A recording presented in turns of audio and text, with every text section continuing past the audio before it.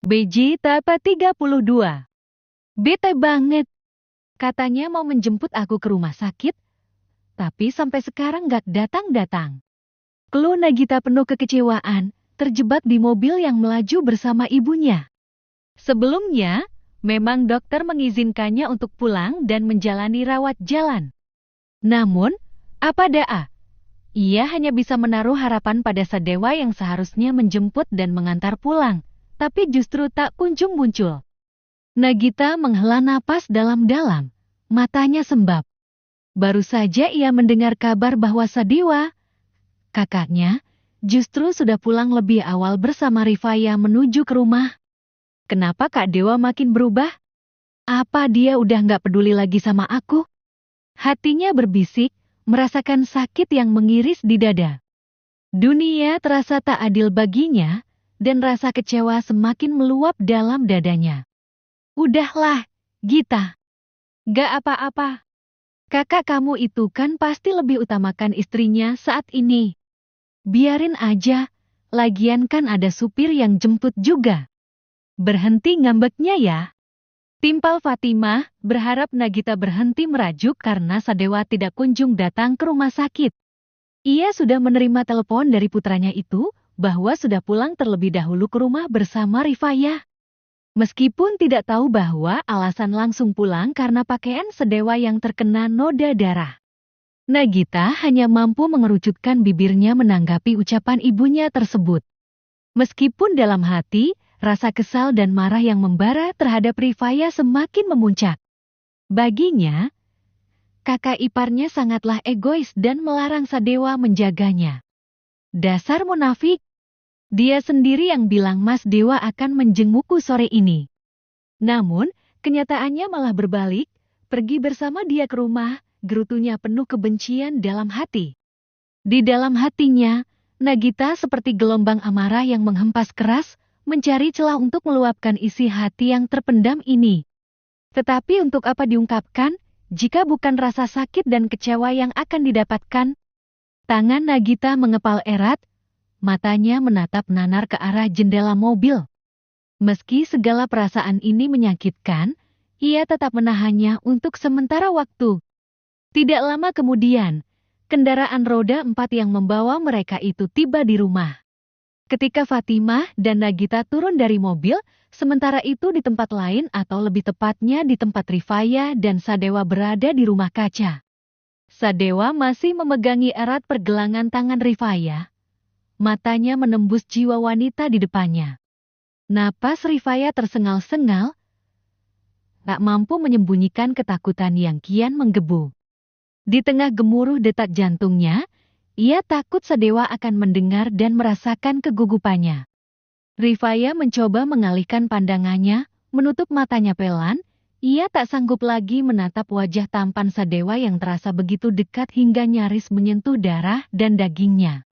Momen itu terasa sangat mendalam, mengoyak jarak antara mereka, seolah menyeret Rifaya ke dalam jurang yang penuh dengan kepasrahan dan rasa tak berdaya. Diam sebentar ya. Ucap Sadewa mengeluarkan suaranya. Ada lebah di kepala kamu, biar aku ambil. Lanjut Sadewa berbicara. Kemudian tangannya bergerak menuju ke bagian atas hijab yang dikenakan oleh istrinya itu. Rifaya yang tadinya hendak memejamkan matanya, tiba-tiba berubah pikiran. Dalam sekejap, ia melebarkan kedua matanya, merasa malu yang tak terkira. Kesalahpahaman telah terjadi, sebab ia mengira Sadewa akan menciumnya. Ih, malu-maluin banget sih, teriak Rifaya di dalam hatinya. Pada akhirnya, Sadewa berhasil menyingkirkan dua lebah yang ada di kepala Rifaya sebelumnya. Setelahnya ia melepaskan tangan Rifaya supaya dan membawa pergi jauh dua serangga tadi. Rifaya sendiri memperbaiki letak hijab yang dikenakannya saat ini, sambil mengomal kepada dirinya sendiri di dalam hati. Andai saja ia tadi memejamkan matanya dan Sadewa melihat, mungkin saja suaminya itu yang akan salah paham kepada dirinya dan tentunya ia sendiri akan merasa malu. Masih untung tadi nggak sampai pejamkan mata. Gumamnya dengan bernapas lega. Sadewa tampak kembali menghampiri Rifaya usai menyingkirkan dua lebah sebelumnya. Kamu nggak apa-apa kan, Faya?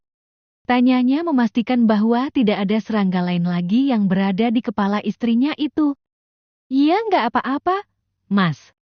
Tapi kok bisa-bisanya lebah tadi itu udah di kepala aku ya? Memangnya aku ini bunga atau semacamnya gitu?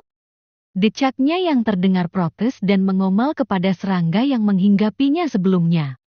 Mungkin mereka tahu kamu itu secantik bunga, makanya hinggap tadi. Ucap Sadewa sembari menahan senyumnya. Rifaya memasang wajah yang memberangut karena disamakan dengan bunga, tapi sebenarnya berbanding terbalik dengan isi hatinya saat ini. Itu karena kata secantik bunga membuat hatinya kian berbunga-bunga. Tapi, sebisa mungkin untuk tidak menunjukkan suasana hatinya itu di depan Sadewa. Nggak lucu tahu, Mas. Bunga itu memang cantik, tapi tetap aja ada masanya nanti layu dan sama sekali nggak ada hal yang menarik dari bunga. Ujung-ujungnya nanti akan dibuang. Apa mungkin nasibku juga akan sama dengan bunga yang Mas Dewa maksud? Tebaknya dengan nada ketus. Sadewa saat ini rasa-rasanya ingin menggaruk kepalanya yang tidak gatal. Karena mendengar apa yang dikatakan oleh Rifaya barusan selalu berpikiran overthinking padahal jelas-jelas ia sebelumnya memuji istrinya itu dengan mengatakan kata cantik, tapi malah berpikiran kemana-mana dan bahkan menyangkut pautkan tentang nasib bunga serta menyamakan dengan dirinya sendiri. Ya nggak sama dengan bunga-bunga yang ada di sini sama kamu yang seperti bunga, Faya. Nggak mungkin aku buang kamu begitu aja. Ayo, ke sebelah sana. Ajaknya melangkahkan kaki terlebih dahulu dengan semakin masuk ke dalam rumah kaca tersebut. Sementara Rifaya diam-diam tersenyum saya mendengar apa yang dikatakan oleh Sadewa, bahwa suaminya tersebut tidak akan membuangnya. Ia berharap semoga saja apa yang dikatakan oleh Sadewa itu memang benar ada. Hanya waktulah yang akan membuktikan itu semua. Keduanya berjalan bersama hingga Sadewa menghentikan langkahnya begitu tiba di tempat tujuannya. Ini tanaman yang aku maksud. Sadewa menunjukkan tanaman yang hendak diberikannya kepada Rifaya. Itu namanya litaps, sejenis tanaman sukulen atau lebih ke seperti tanaman kaktus. Bentuknya mirip dengan batu yang warna-warni. Lanjut Sadewa menerangkan, ia sengaja memilih tanaman tersebut karena itu sesuai dengan kepribadian Rifaya. Yang mana tampak begitu kuat seperti batu, tapi sebenarnya cukup rapuh di dalam dan harus selalu dirawat dan diperhatikan agar tetap hidup dengan baik. Mata Rifaya terpana, berbinar ketika menatap tanaman yang tumbuh dengan begitu lucu dan menggemaskan di hadapannya. Seolah takjub dengan kreasi alam. Hatinya merasa hangat menyaksikan keindahan yang sederhana namun mempesona itu. Masya Allah, Mas. Ini lucu-lucu banget sih. Aku kira tadinya batu, Mas. Nggak taunya tanaman juga. Ucapnya dengan wajah yang berseri-seri. Kamu suka? Tanya Sadewa sambil memperhatikan bagaimana raut wajah Rifaya saat ini. Terlebih lagi ia bisa melihat bagaimana senyum Rifaya dengan lesung pipinya itu. Bukan suka lagi, Mas. Tapi, suka banget. Iya. Apa ini boleh aku bawa ke kamar, Mas? Simpan di luar balkon nggak apa-apa? Tawar Rifaya sambil menyentuh tanaman mungil yang ada di depannya itu. Boleh. Sini aku bawakan. Ayo masuk, sepertinya Nagita dan ibu sudah sampai di rumah. Pungkas Sadewa, yang kemudian mengambil pot yang ada di depan Rifaya barusan, lalu berada tepat di pangkuannya. Rifaya tak hentinya menatap tanaman menggemaskan yang berada pot yang saat ini di tangan Sadewa. Ayo pergi. Ajak Sadewa, seraya melangkahkan kakinya. Begitu juga dengan Rifaya berjalan di sisi suaminya tersebut. Sesuai dengan perkiraan Sadewa sebelumnya, jika ibunya dan Nagita memang sudah pulang ke rumah. Kalian dari mana nih?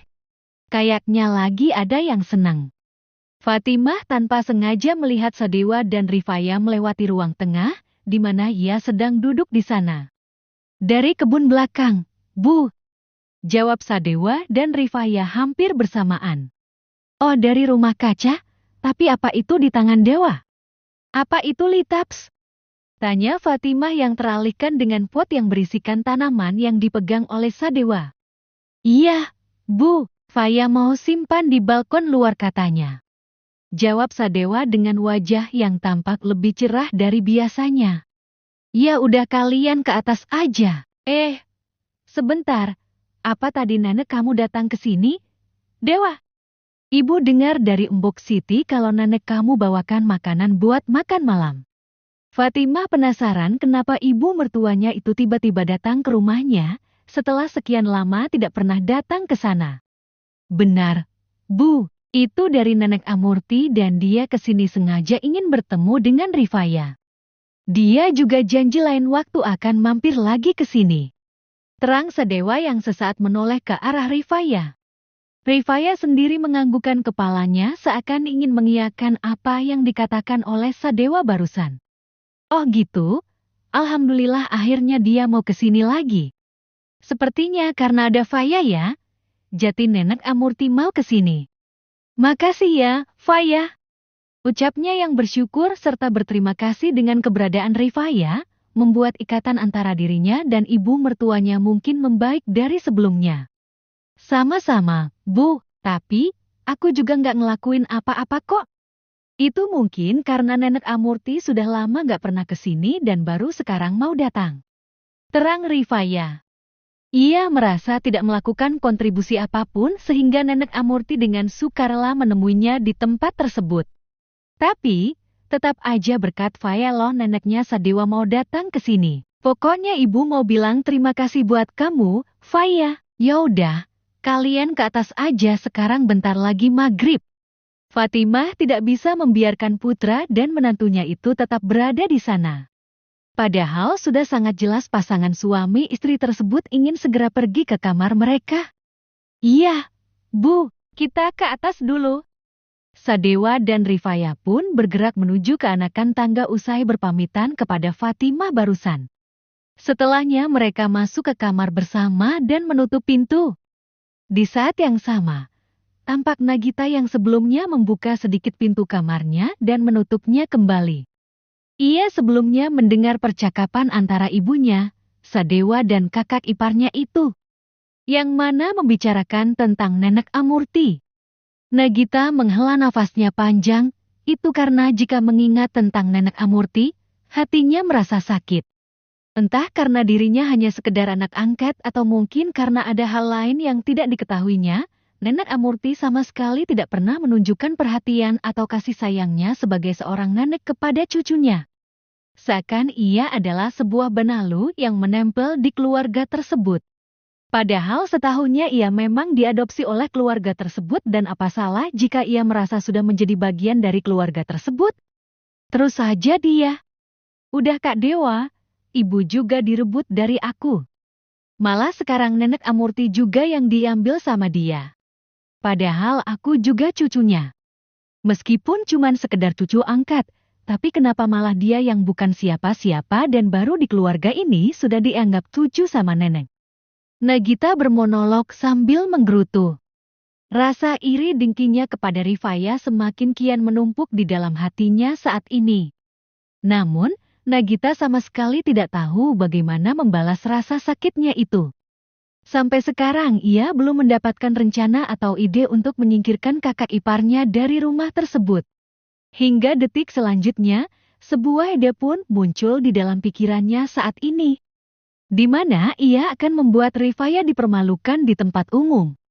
Ketika Nagita sedang menyusun rencana yang ada di dalam pikirannya saat ini, sementara di sisi lain, wajah Rifaya tampak sumringah menatap tanaman litaps yang ada di dalam pot dan berada di luar balkon. Tidak lama kemudian terdengar suara azan maghrib yang sayup-sayup berkumandang di tempat tersebut. Aku masuk ke dalam ya, sampai ketemu besok, dah. Ucapnya yang melambaikan tangannya pada tanaman litaps di depannya itu. Setelahnya, Rifaya pun masuk ke kamar dan sudah disambut oleh Sadewa. Mau syalat berjamaah? Ajak Sadewa yang tampaknya sudah mengambil air wudhu karena wajah dan bagian dahi kepalanya basah terkena air. Boleh, Mas. Aku ambil air wudhu dulu kalau gitu. Bentar ya, jawab Rifaya. Seraya membuka hijab yang dikenakannya saat ini. Ia benar-benar semakin kegirangan di dalam hatinya, karena siapa sangka Sadewa mengajaknya syalat berjamaah. Hati istri mana yang tidak merasa senang karena bisa beribadah bersama. Sedangkan Sadewa meneguk ludahnya dengan kasar begitu melihat penampilan Rifaya dengan rambut hitam panjangnya itu yang tergerak indah, jantungnya berdebar dengan kencang. Tapi, buru-buru ia memalingkan wajahnya ke tempat lain agar tidak sampai memikirkan hal yang bukan-bukan. Ayo cepetan wudhunya, Faya. Tukasnya, seraya mengambil 2 sajadah dari dalam lemari dan membentangkannya di atas lantai. Iya, Mas. Iya.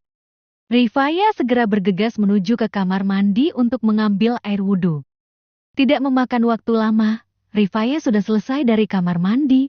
Lalu saat ini setelah memakai mukenanya, bersiap untuk menunaikan salat berjamaah dengan sang suami.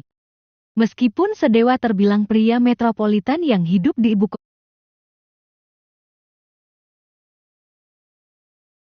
kota syarat dengan jauh dari hal agama, tapi siapa sangka jika pria tersebut dulunya hafiz Quran sejak masih sekolah dasar dan sampai sekarang memang tidak lupa dengan bacaan tersebut. Hanya saja karena selama ini disibukkan dengan pekerjaan, ada beberapa yang terlupakan olehnya sebagai besar. Memang benar hafalan Quran itu harus benar-benar diamalkan agar bisa tetap diingat terus. Seperti halnya dengan Sadewa yang pernah melupakan tentang hafalan tersebut, sehingga ia harus memulainya kembali dari awal. Namun, bagi Rifaya Sadewa ternyata lebih baik dari perkiraannya tentang hafalan dan bacaan syalatnya pun begitu fasih, layaknya Gus Muda yang ada di pondok pesantren di kampung sebelah. Alhamdulillah, ternyata Allah SWT memang kirim suami yang paling terbaik buat aku dari sebelumnya, batin Rifaya usai mereka menunaikan syalat berjamaah. Gak salim? Tanya Sadewa tiba-tiba sambil menyodorkan tangannya kepada Rifaya yang masih memakai mukenanya saat ini. Rifaya untuk sesaat mengerjapkan matanya karena apa yang diminta oleh Sadewa itu bisa dikatakan mendadak. Gak mau? Tanya Sadewa kembali. Bukan. Sebentar, Mas. Rifaya mengeluarkan tangannya dari balik mukena yang dipakainya itu, lalu mengecup punggung tangan Sadewa. Di saat yang sama, Sadewa menahan senyumnya melihat Rifaya yang untuk pertama kalinya mengecup tangannya itu. Mas Dewa nggak salah minum obat kan? Tanya Rifaya yang tiba-tiba kepada Sadewa usai menyalami suaminya tersebut. Kedua alis Sadewa menyatu mendengar pertanyaan dari Rifaya. Salah minum obat bagaimana? Tanyanya heran. Itu cuman istilah aja, Mas. Maksudnya kok tiba-tiba Mas Dewa yang kayak beruang kutub dan dinginnya udah lebih dari 10 pintu kulkas. Kok tiba-tiba mencair kayak gini? Mendadak ikut campur. Bilang maaf. Kasih aku tanaman yang lucu dan sekarang ajak aku syalat berjamaah. Aneh banget kan? Apa jangan-jangan Mas Dewa lakukan itu semua buat sogok aku? Iya kan? Tanyanya dengan tatapan selidik dan menebak-nebak. Setidaknya ia membutuhkan kepastian sebagai istrinya Sadewa saat ini. Sadewa menahan senyumnya mendengar ucapan Rifaya. Bisa-bisanya istrinya yang masih berpikiran polos itu, malah menebak-nebak hal yang di luar nalar. Sepertinya ia harus sedikit mengajarkan Rifaya banyak hal. Sogok apanya, Faya? Orang berubah itu kan artinya sudah sadar. Termasuk aku, udah jangan mikir kemana-mana. Ayo turun, ibu sama Gita pasti udah nunggu di meja makan. Tukasnya, seraya beranjak dari sajadah yang didudukinya. Ia sengaja menahan diri untuk tidak berbicara lebih banyak, agar bisa mengatakan hal yang paling ingin dikatakannya nanti di tempat yang sudah disiapkannya. Tentu harus di suasana yang mendukung bagi mereka berdua. Rifaya terdengar menghela nafasnya. Sebenarnya jawaban yang ingin diketahuinya lebih dari apa yang dikatakan oleh Sadewa barusan.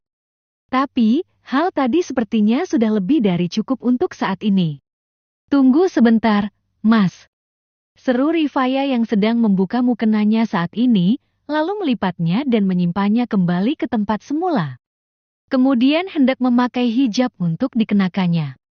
Gak usah dipakai, ucap Sadewa sambil memperhatikan Rifaya. Dan di saat yang sama, Rifaya menghentikan tangannya yang hendak mengenakan hijab itu ke kepalanya. Di sini gak ada siapapun selain aku, ibu dan Jita. Jeti, gak masalah. Lanjut Sadewa menjelaskan. Tapi gimana kalau ada tamu yang tiba-tiba datang, Mas? Masa iya aku harus naik ke lantai atas? Tanya Rifaya yang khawatir ada tamu yang datang ke rumah tersebut, seperti Giovan yang mungkin saja bisa keluar masuk dengan bebas ke rumah ibu mertuanya. Gak ada yang akan datang, aku pastikan itu. Kalaupun ada biar aku sendiri yang temui tamu itu dan kamu tetap di ruang makan. Balas Sadewa meyakinkan Rifaya bahwa tidak akan ada yang datang, sekalipun itu adalah seorang pria. Ya udah kalau gitu, aku ambil ikat rambut dulu, Mas. Rifaya pada akhirnya mengiyakan ucapan Sadewa, lalu segera mengikat satu rambut hitamnya yang panjang itu.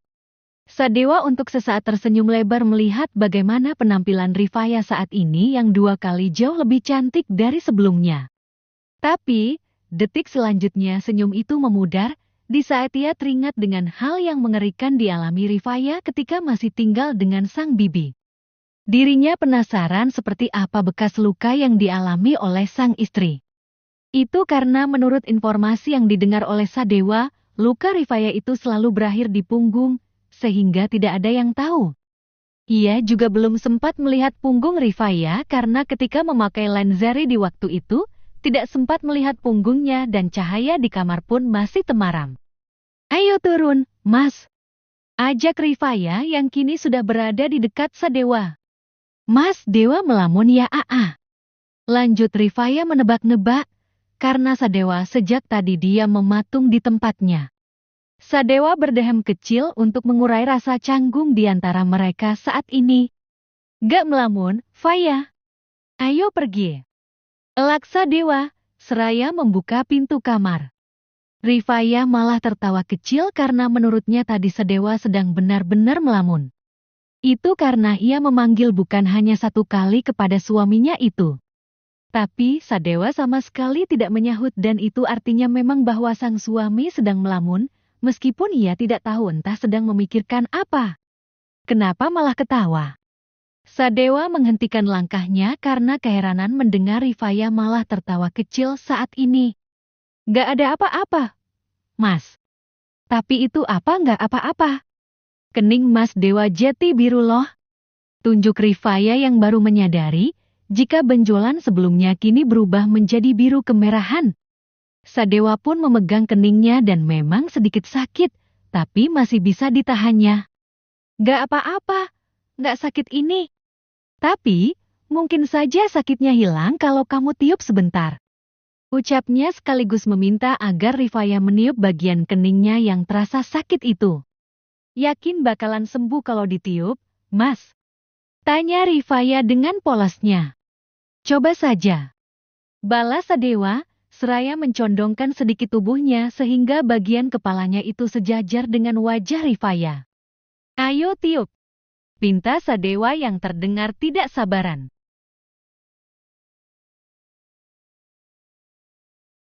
Rifaya untuk sesaat melipat bibirnya, apa yang terjadi saat ini mengingatkannya seperti yang terjadi di kebun belakang sebelumnya.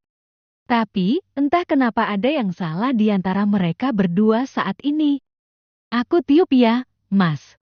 Rifaya dengan jantung yang berdegup kencang itu, meniup luka memar yang ada di kening suaminya tersebut. Jarak mereka sangatlah dekat. Bahkan Sadewa bisa melihat dengan jelas bibir ranum Rifaya yang berada tepat di depan matanya saat ini. Selain itu juga leher jenjang Rifaya yang tampak menggoda begitu jelas karena rambutnya dikuncir ke belakang. Jangan pacaran di sini dong. Tiba-tiba saja terdengar suara Nagita dari arah belakang. Itu karena Rifaya dan Sadewa dalam posisi yang seperti orang yang hendak bercumbu. Mendengar suara Nagita, seketika Rifaya langsung menjauh dari hadapan Sadewa dan mundur 1 langkah. Begitu juga dengan Sadewa yang langsung berdiri ke posisi tegak seperti sebelumnya, lalu diakhiri dengan dehaman yang cukup keras. Ia pikir Nagita sudah berada di ruang makan, tapi tidak tahunya malah memergoki mereka yang tampak sedang ingin bermesraan. Padahal kenyataannya bukan seperti itu. Gita ada di sini ternyata. Sapa Rifaya dengan kekahan kecil. Kalau mau pacaran di kamar aja. Jangan di sini, gak tahu apa kalau aku lagi jomblo. Balas Nagita dengan nada ketus, lalu melewati Rifaya dan Sadewa begitu saja menuju ke anakan tangga. Ia sebenarnya tadi hampir saja memekik dan dibuat terkejut melihat bagaimana penampilan kakak iparnya. Itu karena untuk pertama kalinya ia melihat bagaimana Rifaya yang tidak memakai hijabnya. Sebelumnya saja sudah begitu cantik, lalu sekarang hijabnya dibuka dan ia benar-benar tidak bisa dibandingkan dengan kakak iparnya tersebut. Dia kenapa harus sesempurna itu sih? Apa nggak ada yang kurang dari dia selain nggak bisa masak? Pekiknya di dalam hati, seraya mempercepat langkahnya agar segera tiba di ruang. Sementara Rifaya dan Sadewa pun berjalan di belakang Nagita dengan suasana kikuk. Terlebih lagi mendengar apa yang dikatakan oleh Nagita tadi yang mengatakan bahwa mereka sedang berpacaran. Tentu saja hal itu tidak benar, karena pada kenyataannya Sadewa maupun Rifaya belum mengungkapkan perasaan mereka masing-masing. Rasa canggung Rifaya semakin bertambah ketika ia tiba di ruang makan dan duduk di kursi untuk menikmati makan malam mereka. Itu karena ibu tuanya tak hentinya memuji dirinya yang saat ini tidak memakai hijabnya. Masya Allah, ibu kayak lihat bidadari yang turun dari langit, dewa. Ucap Fatimah yang saking merasa takjub dengan penampilan Rifaya saat ini. Itu karena menantunya itu sama sekali tidak memakai riasan dan ataupun memakai lipstik. Tapi bisa cantik natural yang jarang sekali dijumpainya. Rifaya hanya bisa tersenyum getir menanggapi pujian dari ibu mertuanya tersebut. Padahal selama ini bibinya saja tidak pernah memuji tentang penampilan atau wajahnya. Meskipun terkadang Halisa atau sepupunya itu selalu tampak tidak senang jika ia menunjukkan diri di rumah dengan tidak memakai hijab.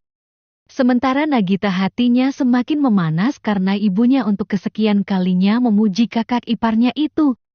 Ia rasa-rasanya sudah lelah tinggal beberapa hari dengan Rifaya di rumah tersebut. Berbeda dengan Sadewa saat ini, ia bisa melihat dengan puas senyum Rifaya dengan penampilannya saat ini. Selang 30 menit kemudian, makan malam itu pun usai. Lalu kini Rifaya dan Sadewa bersiap untuk pergi ke suatu tempat. Mereka sudah berada di mobil dan sebelumnya telah berpamitan kepada Fatimah sebelum pergi. Kita mau kemana sekarang, Mas? Apa ke taman hiburan itu? Tebak Rifaya yang sudah tidak sabaran ini pergi ke tempat tersebut. Iya, tapi sebelum itu kita akan pergi ke tempat lain dulu. Jawab Sadewa di balik kemudinya. Ke tempat lain? Kemana, Mas? Rifaya sama sekali tidak bisa menebak akan dibawa kemana terlebih dahulu oleh suaminya itu. Sadewa tersenyum kecil, lalu untuk sesaat beralih kepada Rifaya. Coba tebak akan kemana?